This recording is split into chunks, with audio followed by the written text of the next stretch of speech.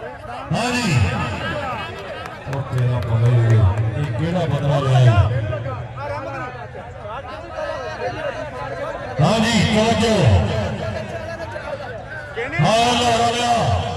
आप तेरे सदके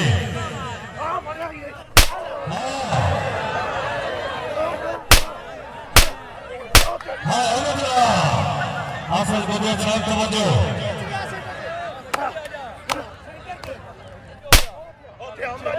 कार्ड बड़ी मैच बाल काउंटेरा नवाज खान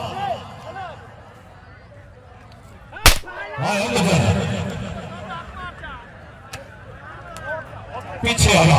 कारी हमारी तो ज्यादा है